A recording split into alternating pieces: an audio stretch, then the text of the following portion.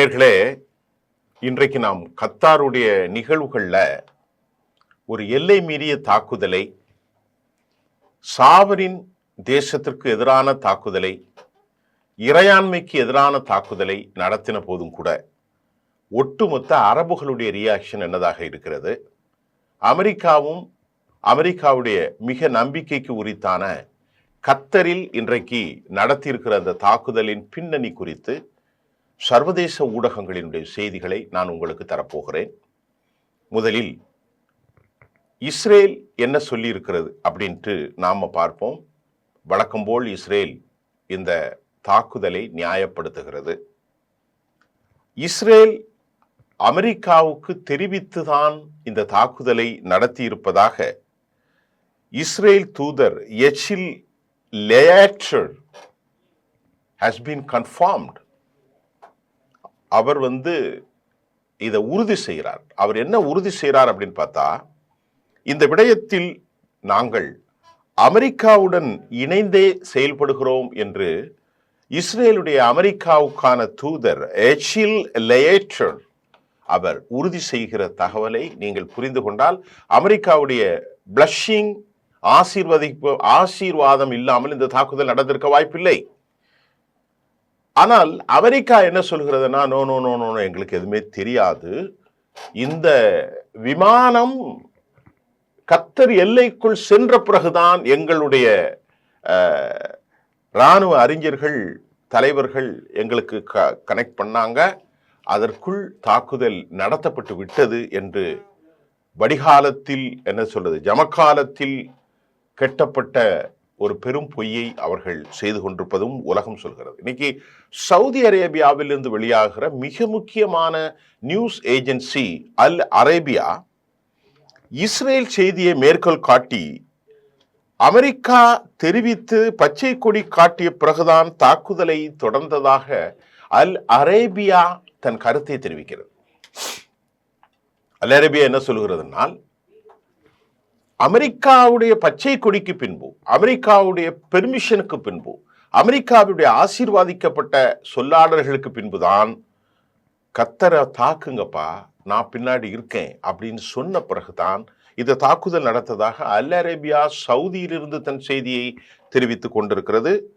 Saudi அரேபியாவினுடைய MBS கத்தருக்கு எல்லா நடவடிக்கைகளுக்கும் தான் உறுதியாக இருப்பதாக வழக்கம் போல் ஒரு சொலவாடல் பயன்படுத்தப்பட்டிருக்கிறது. இந்த பயங்கர தாக்குதலை ஹவுதிகளுடைய அல் மாசிரா, ஹவுதியினுடைய உச்சபட்ச அரசியல் எஸ்பிசியினுடைய தலைவர் மஹ்தி அல் மஹ்தி தனது ஸ்டேட்மெண்ட்ல என்ன சொல்றார் அப்படின்னு பார்ப்போம். இப்படி ஒவ்வொரு நாட்டினுடைய விவகாரங்களும் குற்றவாளி ட்ரம்பினுடைய ஒத்துழைப்பு இல்லாமல் இது நடந்திருக்க வாய்ப்பில்லை என அல் மசீரா தொலைக்காட்சியில் பேசக்கூடிய மஹ்தி அல் மஹ்தி தன் கருத்தை தெரிவித்திருக்கிறார். அதை போன்று குற்றவாளி ட்ரம்பின் ஒத்துழைப்பில்லாமல் இந்த தாக்குதல் நடக்காது என்பதை சபா நியூஸ் சொல்லுகிறது. சியோனிசம் இருக்கும் வரை உலகில் அமைதி இல்லை என்பதையும் மஹ்தி அல் மஹ்தி உறுதி சொல்கிறார். அவர் இவ்வாறு சொல்கிறார், சியோனிச தத்துவம் யூதர்கள் இருக்கும் வரை இந்த உலகில் எந்த பகுதியிலும் அமைதி இல்லை என்பதை அவர் சொல்கிறார். ஒட்டுமொத்த அரபுகளுக்கும் இது பெரும் எச்சரிக்கை என்றும், சியோனிச அச்சுறுத்தலுக்கு எதிராக இனியாவது அரபுகள் ஒன்றிணையாவிட்டால் தோஹாவை போன்ற அடுத்த தாக்குதல்கள் மறுநாடுகளிலும் நடக்கும் என்பதை மஹ்தி அல் மஹ்தி தெரிவிக்கிறார். இஸ்லாமியர்களே, அமெரிக்காவை நீங்கள் நம்ப வேண்டாம் என்று அவர் கூறுகிறார். இது சியோனிச ஆதரவும் பணியாளரும் ஆகும். இது அமெரிக்காவினுடைய பணியாளர்தான் யூதர்கள், அமெரிக்காவினுடைய வலதுகாரங்கள் என்று மஹ்தி அல் மசீரா மட்டுமல்லாமல் அஷபா நியூஸில் தெரிவித்த கருத்தையும் பார்க்கிறோம். எம்பிஎஸ் எல்லா நிலைக்கும் உண்டிருப்பதாக சொல்லப்படுகிறது. அல் அரேபியா தொலைக்காட்சி இஸ்ரேலுடைய செய்திகளை எல்லாம் இஸ்ரேல் டைம்ஸ், ஹர்ட்ஸ் நாளிதழ் மற்றும் ஒய்நெட்ஸ் எல்லாவற்றையும் அவர்கள் முற்கோள் சொல்கிறார்கள். அமெரிக்காவுடைய ஒத்துழைப்போடு தான் நடந்தது. அதைத்தான் சொல்கிறார் எச்சில் லேயட்டர் கன்ஃபார்ம் செய்கிறார். அமெரிக்காவினுடைய ஆசை இல்லாமல் நாங்கள் தாக்கவில்லை, நாங்கள் அமெரிக்காவோடு தான் இருக்கிறோம் என்பதை அவர் வேறு ஒரு மொழியில் சொல்கிறார். இதற்கிடையிலே ஹிஸ்புல்லாவுடைய ஹிஸ்புல்லாவுடைய அல் அக்பர் ஜேர்னல் கடும் கண்டனத்தை தெரிவித்திருக்கிறது. தாக்குதல் நடத்த ஆரம்பித்த 10 நிமிடத்திற்கு பிறகுதான் எங்களுக்கு இது தெரிவித்திருப்பதாக. இது ஸ்டீல் என்று சொல்லக்கூடிய திருட்டு விமானமாக இருப்பதால் ரெடாரில் பதிவு செய்யப்படவில்லை, ஸ்ட்ரைக் எங்களுக்கு தெரியாமல் போனது என்றதும் சொன்னதை கத்தர் ஏற்றுக்கொள்ள மறுக்கிறது. அமெரிக்கா பொய் சொல்வதாக கத்தார் மறுக்கிறது. பலஸ்தீன விடுதலை அமைப்பை கத்தார் பாதுகாக்கிறது. ஏதாவது விதத்தில் பலஸ்தீன போராளிகளை அவர்கள் பாதுகாக்கப்படுகிறார்கள் என்பதும் இந்த தாக்குதலுக்கான ஒரு காரணம் மட்டுமல்லாமல் அமெரிக்கா கூறுவதை கத்தர் மறுக்கிறது. 4000 கோடியில விமானத்தை கொடுத்து 2 டிரில்லியன் இன்வெஸ்ட் பண்ண பிறகும் அமெரிக்கா யார் என்பதும் யூத சியோனிசம், நான் ஒரு யூதன் தான் என்று டொனால்ட் ட்ரம்ப் சொல்வதை உறுதி செய்திருக்கிறார்கள். இவர்கள் நம்பக்கூடியவர்கள் அல்ல, இவர்கள் நம்புவதற்கு தகுதியான ஆட்கள் இல்லை, இவர்கள் வாக்குகள் நம்பாது என்று என்றைக்கோ சொன்ன ஒரு ப்ராபசி இப்பொழுது நிறைவேறுகிறதா என்ற கேள்வியும் நாம் எழ வேண்டியதான், சிந்திக்க வேண்டியதான் இருக்கிறது. கத்தர் நிச்சயமாக திருப்பி தாக்குவதற்கான வாய்ப்புகள் இருக்கிறதா? நேற்று பார்த்தோம், நிச்சயமாக வாய்ப்புகள் இல்லை. ஏனென்றால் அவரிடத்தில் ஆயுதங்கள் இருந்தாலும் அந்த அளவிற்கான பெரிய படைகள் இல்லை. இஸ்ரேலை எதிர்த்து போரிடுவதற்கு அவர்களுக்கு வல்லமை கிடையாது. ஆகவே அமெரிக்கா கத்தர் ஒரே கூட்டணியாக ஒரு ரிட்டேலியேஷன் தாக்குதல்களை நடத்த வாய்ப்பும் இல்லை. எல்லாம் ஒன்றுதான். அடிமைகளாக இவர்கள் வைத்திருக்கின்ற போது அந்த வாய்ப்புகள் இல்லை என சிலவர்கள் கோபமாக தன் கருத்தை தெரிவிக்கிறார்கள்.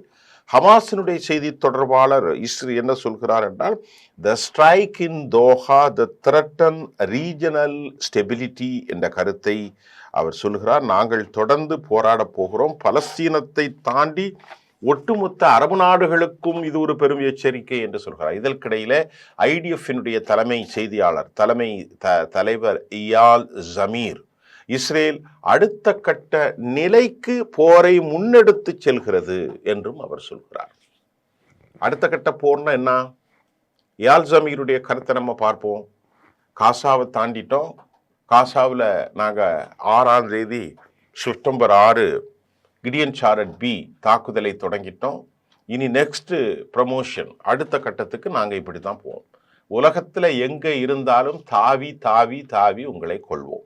இஸ்ரேல் அடுத்த கட்ட நிலைக்கு போரை முன்னெடுத்து செல்கிறது, அடுத்த கட்டத்திற்கு நுழைகிறது. ஹமாஸ் ஆட்சியை உடைக்கும் பணியில் அடுத்த கட்டத்தை நோக்கி நாங்கள் நகர்கிறோம். இதுதான் எமது குறிக்கோள் என்கின்றார் ஹலேவி தன் கருத்தில். நல்லா கவனிங்க. அடுத்த கட்ட நிலை என்றால் வெளிநாடுகளிலும் குண்டை அடிப்போம். அந்த நாடுகளிலே சாவரின் பற்றி நாங்கள் நினைக்க மாட்டோம். இஸ்மாயில் ஹானியை அவர் மசூத் பெசிஸ்கியானுடைய அந்த பதவியேற்பிலே கொலை செய்ததை போன்று உங்களை கொலை செய்வோம். உங்கள் நாட்டில் இருக்கக்கூடிய இறையான் மேலே எங்களுக்கு கவலை இல்லை. எங்களுக்கு எதிராக சதி திட்டம் தீட்டினால், ஒரு இயக்கத்தை நடத்தினால் நாங்கள் கொள்வோம் என்கின்ற செய்தியை ஹலேவி உறுதிப்படுத்துகிறார், யால் ஜமீர் உறுதிப்படுத்துகிறார். அவருக்குடைய முக்கியமான யாயிட் லாஃபிட் தன் பாராட்டை தெரிவிக்கிறார். தொடர்ந்து பேசிக்கொண்டிருந்த யாயிட் லாஃபிட் பெஞ்சமின் நெதன்யாவுக்கு எதிரான பிரதான எதிர்க்கட்சி தலைவர் பாராட்டு செல்கிறார். இஸ்ரேலிருந்து ஏராளமான முன்னாள் இந்நாள் அரசியல் தலைவர்கள், இராணுவ தலைவர்கள் அனைவரும் இந்த தாக்குதலை வழிமொழிகிறார்கள், ஏற்றுக்கொள்கிறார்கள், புகழாரம் சூட்டுகிறார்கள், புலங்காகிதம் அடைகிறார்கள் என்ற செய்தியை நேற்று இஸ்ரேல் டைம்ஸ் நமக்கு தெரிவித்தது. நாங்கள் காசாவை தாண்டி அப்போது ஹமாஸை பின்தொடர்வோம் என்று இஸ்ரேல் கூறுகிறது. தீர்க்கமான கட்டத்தில் இருப்பதாகவும் அவர்கள் கூறுகிறார். இயால் ஜமீர், ஹலேவி, நாங்கள் இப்பொழுது ஒரு தீர்க்கமான கட்டத்தில் இருக்கிறோம். ஆகவே எந்த எல்லைக்கும் செல்வோம், எந்த நாட்டையும் தாக்குவோம் என மத்திய கிழக்கில் ஒவ்வொரு நாடுகளுக்கும், அடுத்து துருக்கி, அடுத்து ஜோர்டான், அதற்கடுத்து ஈஜிப்ட், ஏன் தேவைப்பட்டால் யுஏஇ, ஏன் தேவைப்பட்டால் சவுதி அரேபியா, அதுபோல் எல்லா நாடுகளிலும் நாங்கள் தாக்குவோம். சரி, இதற்கு இடையில இந்த தாக்குதலை முன்கூட்டியே கத்தருடைய உளவு அமைப்பு தெரிந்திருக்க வேண்டும் என்ற ஒரு செய்தியை லண்டனிலிருந்து வெளியாகும் ஒரு மிக முக்கிய ஒரு தளம் தெரிவிக்கிறது. அந்த தளத்தில் ஹலீல் அல் ஹயாவுடைய தலைமைத்துவம் ரொம்ப முக்கியமானது. யார் இந்த ஹலீல் அல் ஹயா? அவர்களுடைய முக்கிய தலைவர்களாக பாட்டது ஹலீல் அல் ஹயா ஒன்று. இரண்டாவது, நான் ஏற்கனவே சொன்னனே மசீர், அவர் மிக முக்கியமானவர். ஆனால் ஹலீல் அல் ஹயாவை செய்ய முயற்சி எடுத்ததும், அதே போன்று ஒசாமா ஹம்தன் இந்த மாதிரி மிக முக்கியமான தலைவர்கள் இந்த தாக்குதலில் தப்பி இருப்பது பார்க்கிற போது 1987 இயக்கம் ஆரம்பித்த போது ஒரு சிறு உறுப்பினராக இருந்த அல் ஹயா கத்தருடைய ராஜேந்திர யுக்தியை வகுப்பதில் அவர் முக்கியமானவராகவும், ஹயாவின் குடும்பம், அவருடைய ஏற்கனவே 3 குழந்தைகள், மனைவி அழிக்கப்பட்ட பின்பு நேற்றைய தாக்குதலில் மிச்சமிருந்த ஒரு மகனும் பட்டார். 2014 போரில் மூத்த மகன் ஒசாமா, மனைவி 3 குழந்தைகளும், இன்றைக்கு உத்மான் போன்றவர்களும் பட்டிருக்கிறார்கள். அதே போல் ஜஃபர் என்று அழைக்கப்படுகிற பினான்சியல் நிதி வளமையை பார்க்க கொண்டவர். இவர் ஆயுத கைதியாக இருந்து 2011 விடுதலை செய்யப்பட்டார். 5 உறுப்பினர்கள் கொண்டிருக்கக்கூடிய இந்த சூரா கமிட்டியில் மிக முக்கியமானவர் தான் ஹலீல் அல் ஹயா, இதே போல் ஜஃபர். இவர்களை எல்லாம் முயற்சித்தார்கள். ஜெருசலத்திலிருந்து அடுத்த செய்தி வந்திருக்கிறது. இப்ப ஏன் நாங்க தாக்கணும்? பெஞ்சமின் நெத்தன்யாஹுடைய ஸ்டேட்மெண்ட்டை பார்ப்போம். ஏராளமான யூதர்கள் படுகிறார்கள், அவர் சொல்ற காரணம். அப்ப அவங்களே உண்மையை ஒத்துக்கொள்கிறார்கள். ஏராளமான யூதர்கள் ஜெருசலத்தில் காசாவில் இருக்கிறார்கள். ஆகவே இதை பழிவாங்குவதற்குத்தான் நாங்கள் இந்த தாக்குதலை நடத்தினோம். அவர்கள் பட்டதாக இஸ்ரேல் நம்புவதாக இஸ்ரேல் டைம்ஸ் உடைய கருத்தை அப்படியே நான் உங்களுக்கு சொல்கிறேன். இதற்கு அமெரிக்கா தொடர்பு என யூத நாடு கூறுகிறது. அமெரிக்காவினுடைய ஆலோசனை இல்லாமல் இஸ்ரேல் தொடங்கவில்லை, நடத்தவில்லை என்பதை அவர்கள் ஒப்புக்கொண்டாலும் பதட்டத்தோடு ஒரு செய்தியை இஸ்ரேல் டைம்ஸில் வெளியாகிறது. என்ன சொல்கிறார்னா, நாங்க தான் இந்த போரை தொடங்கினோம், அமெரிக்காவுக்கு இது சம்மந்தம் இல்லைன்னு சொல்றாங்களாம். நாங்க தான் இந்த போரை தொடங்கினோம், நாங்கள் தான் நடத்தியது. அவங்க சொன்னதை அப்படியே மொழி மாற்றத்தில் அப்படியே தரேன். நாங்கள் தான் தொடங்கினோம், நாங்கள் தான் எக்ஸிக்யூட் பண்ணுகிறோம், நடத்துகிறோம், இதற்கு நாங்கள் தான் பொறுப்பு என்று யார் சொல்றா? இஸ்ரேல் இராணுவ செய்தி சொல்கிறது. இது ஒரு நியாயமான நடவடிக்கை என பிரைம் மினிஸ்டருடைய அலுவலகம் தெரிவிக்கிறது. அந்நிய நாடுகளில் சென்று தாக்குதல் நடத்துவதை நியாயமான நடவடிக்கை. ஜெருசலேமின் யூதர்கள் பட்டதற்கு நாங்கள் பழிவாங்கினோம். ஏராளமான யூதர்களை 2 பேர் பஸ்ஸில் மிஷின் கன் மூலம், அதற்காகத்தான் பழி வாங்கினோம். அவர்கள் சக்தியை இழந்ததாக பெஞ்சமின் கூறுகிறார். யூதர்களின் இரத்தம் ஒன்றும் மலிவானது அல்ல. அவருடைய வார்த்தையை பாருங்க. காசாவின் போர் முடிவுக்கு வரலாம். பெஞ்சமின், இப்ப நான் சொல்றதெல்லாம் பெஞ்சமினுடைய ஸ்டேட்மெண்ட். இந்த மாதிரி இவர்களை எல்லாம் கசாவினுடைய போர் முடிவுக்கு வரலாம். 700 பிணை கைதிகள், அதாவது 700 நாட்களாக பிணை கைதிகள் நிலவரையிலே அடைத்து வைத்திருக்கிறார்கள். ஒரு விஷயம் சொல்றேன், ட்ரம்புடைய சொல்ல கேட்டுங்க. யார் சொல்றா? பெஞ்சமின் நெத்தன்யாஹு சொல்றார். நான் ஒரு விடயத்தை சொல்கிறேன், ட்ரம்பினுடைய விவகாரத்தை கேட்டுக்கொள்ளுங்கள், ட்ரம்பின் முன்மொழிவை ஏற்றுக்கொள்ள வேண்டும், அப்பதான் போர் முடிவுக்கு வரணும். பெஞ்சமின் நெத்தன்யாஹு சொல்கிறார். அடுத்து அவர் காசா மக்களுக்கு உரையாற்றுகிறார். என்ன அழகான தலைவர் பாருங்க.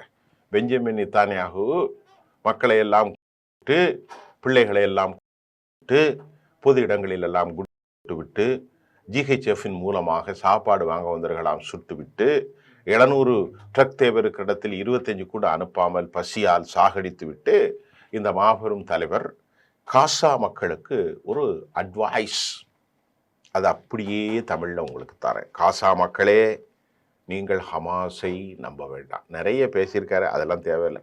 சுருக்கமாக நான் உங்களுக்கு தரேன். பயங்கரவாதிகள் உங்களை தடம் புரளச் செய்வார்கள், நீங்கள் தடம் புரள வேண்டாம். அவர்கள் உங்களை முன்னிலைப்படுத்தி அவர்கள் தப்பி விடுகிறார்கள். நீங்கள் அவர்களின் மனித கேடயங்கள். பூமியின் மேற்பகுதியில் உங்களை வைத்திருக்கிறார்கள், பூமியினுடைய அடிப்பகுதி சுரங்கத்தில் அவர்கள் அமர்கிறார்கள். நீங்கள் மனித கேடயங்கள். உங்கள் உரிமைக்காக எழுந்து போராடக்கூடிய நேரம் வந்துவிட்டது. நீங்கள் ட்ரம்பை நம்புங்கள். கசாவின் மக்களுக்காக அட்வைஸ் சொல்றார் நம்முடைய பெஞ்சமின் நெத்தன்யாஹு. ட்ரம்ப் உங்க மிக நல்லவர், அவருடைய அட்வைஸை நீங்க ஏற்றுக்கொள்ளுங்கள். எதிர்காலத்திற்கான உறுதியை நாங்கள் தர முடியும். நீங்கள் பயங்கரவாதிகளை அகற்றுங்கள், ஒளிமயமான எதிர்காலம் உங்களுக்கு இருக்கிறது என்று பெஞ்சமின் நெத்தன்யாஹு நேற்று சொன்ன செய்தி. இன்னும் ஏராளமான செய்திகள் இருக்கிறது, இதற்கு மேல் நமக்கு தேவையில்லை.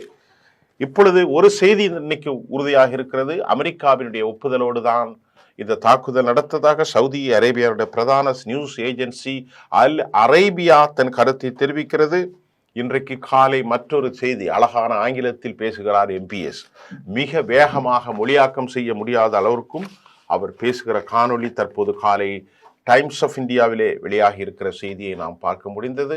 அவர் மறுபடி இஸ்ரேலுடைய இந்த குண்டு தாக்குதல், கத்தருடைய விவகாரங்களை எல்லாம் பேசி கொண்டிருக்கிறார், கண்டனம் தெரிவிக்கிறார். நடப்பது ஒன்றும் இல்லை.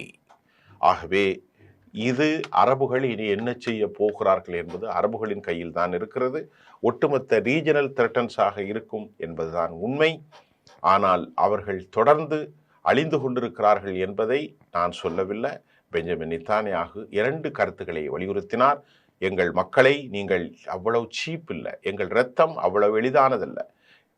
நீங்கள் ஜெருசலத்தில் செய்தீர்கள், கஸாவிலும் எங்களை அழித்துக் கொண்டிருக்கிறீர்கள். அதற்கு பழிவாங்கத்தான் திட்டமிட்டு கொடுத்த ஹலீல் அல் ஹயா போன்ற மற்றொரு தலைவர்களை நாங்கள் அழிப்போம். யாழ் ஜமீர் மற்றும் ஹலேவினுடைய கருத்துக்கள் எங்கள் போர் இலக்கு உங்களை தேடி அடுத்தடுத்த நாடுகளுக்கும் செல்லும். எங்கெல்லாம் திட்டம் வகுக்கிறீர்களோ அங்கெல்லாம் செல்லும் என இஸ்ரேல் மிக கடுமையான அச்சுறுத்தலை சொல்லியிருக்கிறது. இதுதான் இன்றைய செய்தி. மீண்டும் நாளை சந்திப்போம். நன்றி.